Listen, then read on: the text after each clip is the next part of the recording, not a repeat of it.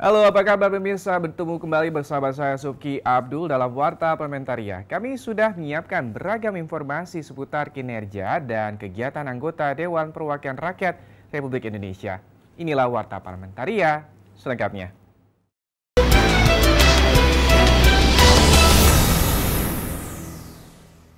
Warta Parlementaria kita awali dengan informasi terkait polemik pelanggaran hak asasi manusia di Papua. Komisi 1 DPR RI meminta pemerintah untuk lebih memperhatikan Papua.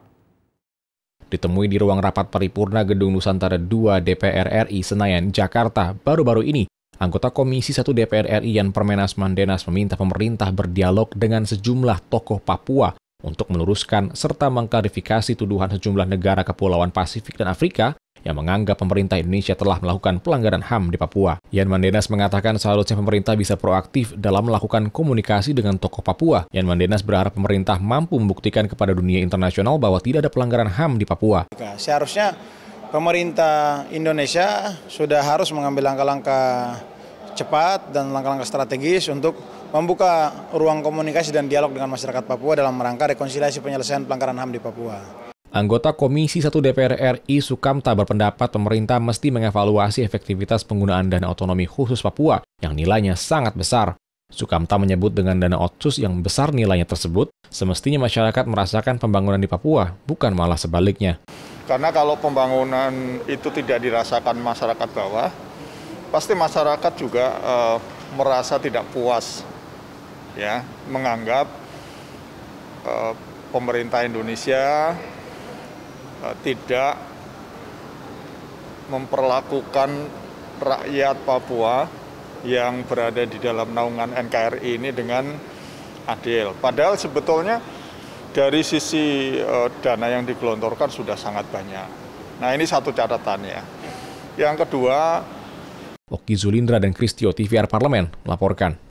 Kita beralih ke informasi selanjutnya. Badan Akuntabilitas Keuangan Negara DPR RI menerima beberapa aspirasi masyarakat di Kabupaten Purwakarta.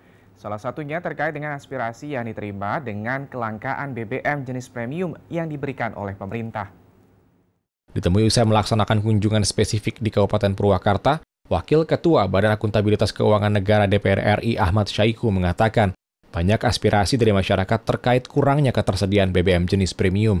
Ahmad Syaihu berharap ada kebijakan untuk penambahan SPBU dan kuota premium di Kabupaten Purwakarta. Saya kira ini perlu ada kebijakan agar supaya ada penambahan dan juga penambahan kuota dari premium ini sehingga angkutan-angkutan pedesaan maupun angkutan-angkutan yang memang layak menerima ini betul-betul bisa dilayani. Itu yang pertama. Anggota BAKN DPR RI Muhammad Misbahun menambahkan hampir 90% petani di Kabupaten Purwakarta mempunyai mesin pertanian yang kegunaannya memerlukan konsumsi BBM bersubsidi. Untuk itu, diperlukan penambahan kuota untuk BBM bersubsidi jenis premium tersebut. Dan sampai saat ini mereka memanfaatkan itu dengan baik. Sehari dapat 10 liter dan ini juga kemudian menjadi masalah apabila penggunaan untuk kelompok dan 10 liter itu tidak memadai. Dan kemudian tentang mekanisme pembeliannya, mereka harus membawa surat keterangan dari desa untuk ini. Dan ini dianggap masih kurang mengena dari sisi tata cara penyaluran. Masalah teknis. Dari Kabupaten Purwakarta, Bondan Imana, TVR Parlemen melaporkan. Pemirsa, pandemi COVID-19 membuat pemerintahan di hampir seluruh negara menerapkan pembatasan sosial berskala besar. Aktivitas perekonomian pun lumpuh sehingga membuat sejumlah negara mengalami perlambatan ekonomi dan terancam menuju jurang resesi. Krisis berkepanjangan sejak pandemi COVID-19 menghantam juga membuat Indonesia terancam mengalami fase resesi. Anggota Badan Legislasi DPR RI Lamhot Sinaga menilai untuk menyelamatkan Indonesia dari ancaman jurang resesi dibutuhkan mata rantai perekonomian yang baik. Mata rantai tersebut akan tercipta jika investasi yang masuk dapat menyerap tenaga kerja sebanyak mungkin sehingga roda perekonomian yang selama ini terhenti bergerak kembali. Bagi mereka ini akan memudahkan dengan sistem regulasi yang lebih mudah, itu akan lebih ekosistem korporasinya akan lebih mudah. Nah, dengan demikian nanti semua akan bergairah, investasi akan naik. Nah, pada akhirnya lapangan kerja akan semakin terbuka, serapan tenaga kerja kita akan semakin naik. Nah, kalau mata rantai ini akan terjadi, otomatis kan ini menjadi solusi terhadap terjadinya resesi. Anggota Balik DPR RI Firman Subagio berpendapat UMKM sebagai fundamental ekonomi nasional merupakan pijakan bagi Indonesia untuk dapat melewati masa resesi. Melalui rancangan Undang-Undang Cipta Kerja, DPR dan pemerintah berupaya memberikan dukungan berupa payung hukum dan pendanaan agar UMKM dapat survive menghadapi krisis seperti yang terjadi di era 98 lalu. Nah, kalau itu sudah kita lakukan, maka insya Allah kita tidak akan mengalami resesi seperti negara-negara lain. Karena kita punya potensi yang kita anggap seperti macan tidur, itu adalah usaha kecil menengah dan sektor informal yang... Fajar Ilhami dan Julian, TVR Parlemen, melaporkan. Jangan kemana-mana pemirsa, karena kami masih memiliki banyak informasi lain dalam Warta Parlementaria. Di antaranya datang dari Komisi 8 DPR RI yang tampung aspirasi rancangan Undang-Undang Penanggulangan Bencana setelah jeda. Berikut ini.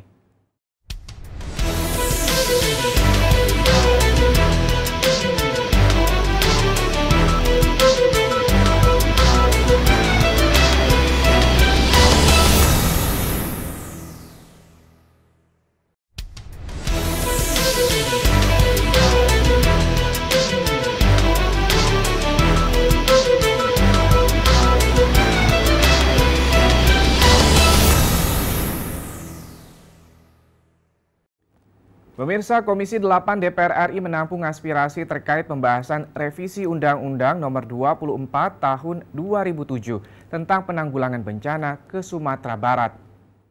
Ditemui dalam kunjungan kerja ke Provinsi Sumatera Barat, anggota Komisi 8 DPR RI Lisda Hendra Joni mengatakan, kunjungan kerja Komisi 8 ke Sumatera Barat untuk meningkatkan komunikasi antara DPR RI dengan pemerintah daerah. Ia menyampaikan poin yang menjadi perhatian dalam rancangan Undang-Undang Penanggulangan Bencana meliputi aspek kelembagaan, pendanaan, dan koordinasi manajemen kebencanaan dari pusat daerah. Dan tentunya kami sangat terbuka dalam hal ini tadi apa-apa yang sudah disampaikan oleh Gubernur, ya baiknya bagaimana mereka menghadapi bencana, karena memang di Sumatera Barat ini sangat rawan dengan bencana dan sudah terlalu banyak ya kejadian-kejadian, sehingga rasa-rasa memang membuat masyarakat di Sumatera Barat ini ternyata kuat ya. Anggota Komisi 8 DPR RI Kesuma Kelakan mengatakan rancangan Undang-Undang Penanggulangan Bencana yang berlaku saat ini masih sangat konservatif karena sebagian besar aturan masih terkait tanggap darurat. Kesuma Kelakan berharap Undang-Undang Penanggulangan Bencana yang baru memiliki pandangan yang lebih modern, tidak hanya terkait penanggulangan, tetapi juga mitigasi bencana untuk mengurangi dampak bencana. Dari sisi penganggaran, selalu kita kekurangan dana pada saat terjadi musibah bencana. Karena kita selalu menganggap, padahal kita sudah tahu bahwa bencana itu ada yang bersifat rutin setiap tahun, misalnya banjir, hujan, ada bencana yang tidak bisa kita tebak. Dari Provinsi Sumatera Barat, Rifki Magdudi, TVR Parlemen, melaporkan. Kita beralih ke informasi selanjutnya terkait dibukanya kembali ibadah umroh oleh pemerintah Arab Saudi pada Oktober 2020 mendatang. Wakil Ketua DPR RI menghimbau pemerintah Indonesia dan juga Arab Saudi melakukan pertemuan bilateral untuk menyamakan standar protokol kesehatan bagi para jamaah umroh. Ditemui di Gedung Nusantara 3 DPR RI Senayan, Jakarta, Wakil Ketua DPR RI Sufmi Dasko Ahmad mengatakan, dibukanya kembali ibadah umroh oleh pemerintah Arab Saudi menjadi kabar yang menggembirakan bagi seluruh umat muslim. Namun, Dasko menekankan pemerintah Indonesia harus menetapkan protokol kesehatan yang ketat dalam menseleksi calon jamaah ibadah umroh. Ya, tentu kami gembira bahwa sarana untuk beribadah sudah dibuka lagi oleh pemerintah Arab Saudi.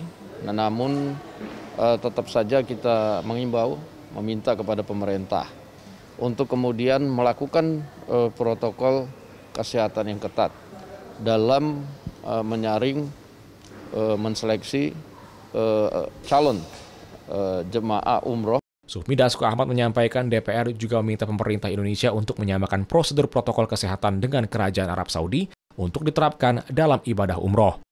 Karena dengan adanya sinkronisasi prosedur protokol kesehatan akan membuat pelaksanaan ibadah umroh berjalan dengan baik. Kemudian kami akan meminta pemerintah untuk mengadakan pembicaraan bilateral untuk menyamakan prosedur protokol kesehatan yang ada di Arab Saudi dalam menyambut jemaah umroh supaya terjadi sinkronisasi sehingga jemaah berangkat juga kemudian tidak ada kendala. Zikri Asertodenus, TVR Parlemen, melaporkan. Pemirsa, Komisi 3 DPR RI mendorong pemerintah menginvestigasi kaburnya napi warga negara asing asal China dari Lapas Kelas 1 Tangerang karena tidak adanya bekas galian dan alat yang digunakan, serta ketidaktahuan pengawas lapas terkait dengan keberadaan lubang galian.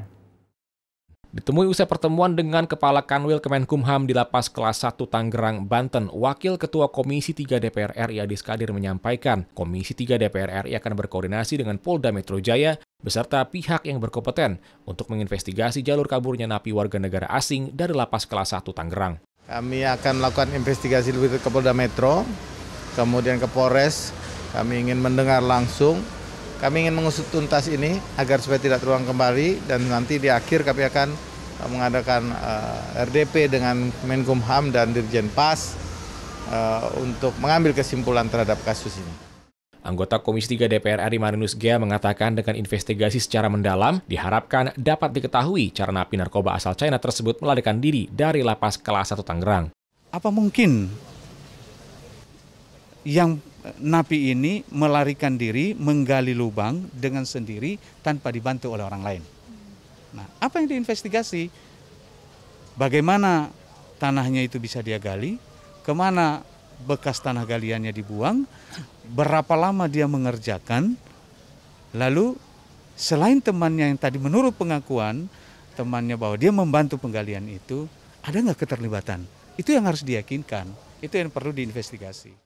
Dari Tangerang, Banten, Dwi R. Utomo, TVR Parlemen, melaporkan. Pemirsa, Komisi 8 DPR RI mengutuk keras insiden aksi vandalisme yang terjadi di Musola Darussalam, Kabupaten Tangerang, Banten, sehingga diperlukan adanya pendekatan dan edukasi kepada masyarakat. Anggota Komisi 8 DPR RI Kesuma Kelakan menyampaikan keprihatinannya atas aksi vandalisme di tempat ibadah yang dianggap suci, dan hal tersebut menjadi sebuah persoalan bagi semua pihak. Kesuma Kelakan mengatakan perlu adanya upaya pendekatan baik dari faktor pendidikan keagamaan, secara maupun perilaku kehidupan sosial di tingkat masyarakat, khususnya kepada generasi milenial. Nah, perlu ada pendekatan, tidak hanya sebatas enforcement, pendekatan hukum, tapi juga edukasi, pendidikan kepada anak-anak muda. Makanya kaum milenial ini kan mesti pimpinan-pimpinan agama, tokoh-tokoh agama, tidak hanya sebatas kalau dakwah. Ketua Komisi 8 DPR RI Yandri Susanto mengatakan peristiwa terkait agama bukan pertama kalinya terjadi. Ia menekankan agar isu tersebut tidak menimbulkan multitafsir di antara umat beragama. Untuk itu, Yandri mendesak pihak keamanan dan pemerintah untuk hadir dan menyelidiki aktor intelektual di balik beberapa kejadian terkait tokoh ulama maupun tempat ibadah yang sudah terjadi. Ya, maka kejadian yang terus-menerus ini sebaiknya dicari akar masalahnya apa. Kalau ada aktor intelektual, saya minta itu hentikan saja. Tidak ada untungnya buat republik ini gitu, dan akan merugikan bangsa kita ini sendiri. Kalau memang ada kesengajaan dari warga yang memang ada persoalan di lingkungannya, ya coba didialogkan. Mario Hasiolan dan Teguh, TVR Parlemen melaporkan. Pemirsa, kami masih memiliki banyak informasi lain dalam Warta Parlementaria. Tetaplah bersama kami.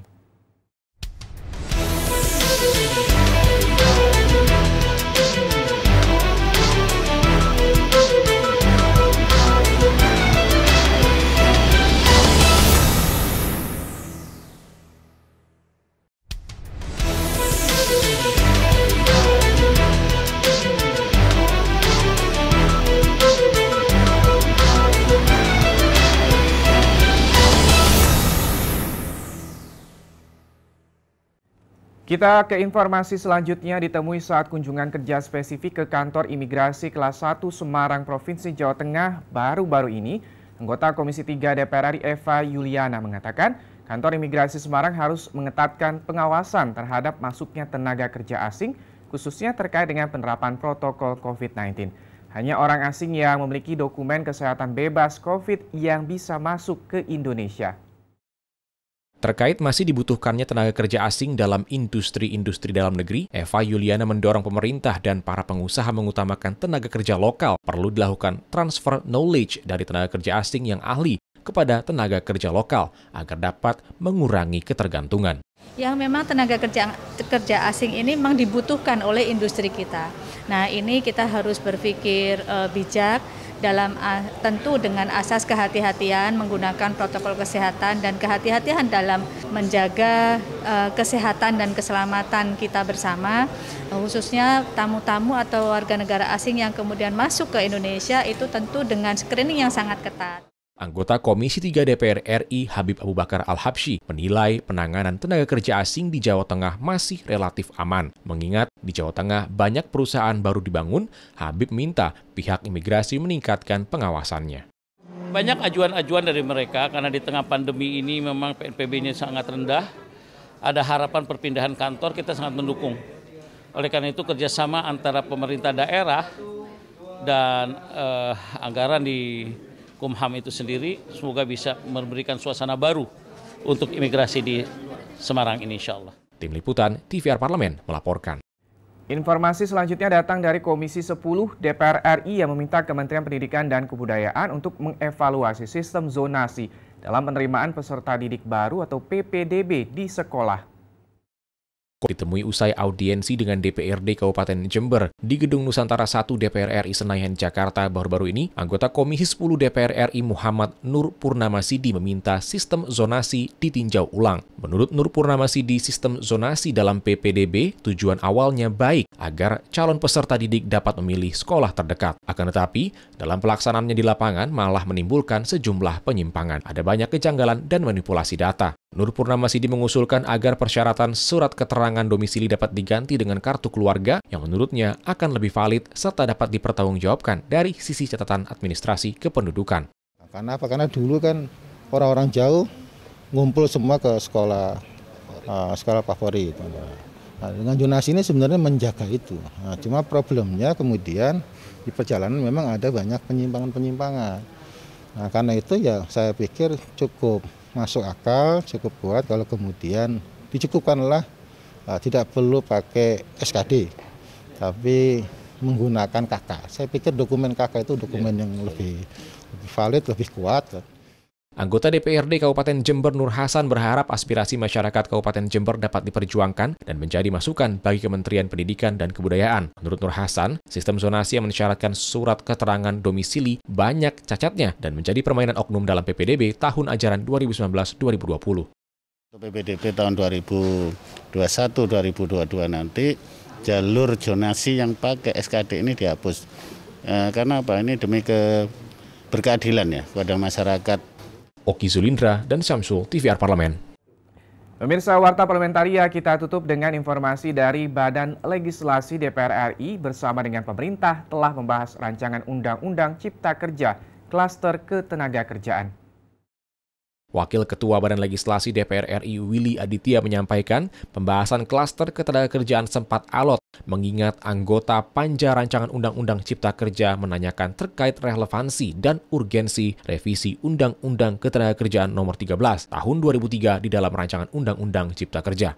Yang harus kita paparkan apa problem hukumnya, sehingga perlu melakukan revisi Undang-Undang 13 2003 di dalam Undang-Undang Cipta Kerja. Kalau kita berbicara dalam kerangka kemudahan berusaha, kemudahan berinvestasi, lalu kemudian di mana letak titik singgungnya peraturan perundang-undangan ketenagakerjaan kita? Willy menambahkan terkait dengan klaster ketenagakerjaan ini, pemerintah berargumen bahwa saat ini Indonesia berada pada situasi yang tidak menentu, di mana proses digitalisasi yang melahirkan revolusi industri 4.0 telah menyebabkan fleksibilitas di berbagai sektor. Di sisi lain, Indonesia akan menghadapi bonus demografi yang membutuhkan banyak lapangan pekerjaan. Kalau kita dulu kan angkutan umum segala macam tuh rame. Bahkan kalau kita lihat antar provinsi itu ada bus kota yang ramai, sekarang kan semuanya travel semua. Terjadi fleksibilitas yang luar biasa. Bagaimana kita merespon situasi ini? Di sisi yang lain kita menghadapi yang namanya bonus demografi. Banyak angkatan kerja kita yang belum tertampung di dalam konteks ini. Nah, bagaimana respon kita terhadap ini? Dari Tangerang Selatan, Ila dan Kiki, TVR Parlemen melaporkan. Pemirsa, demikianlah beragam informasi seputar aktivitas DPR RI yang sudah kami susun dalam Warta Parlamentaria. Saya Subki Abdul beserta seluruh kerabat kerja yang bertugas undur diri. Terima kasih atas perhatian Anda. Wassalam.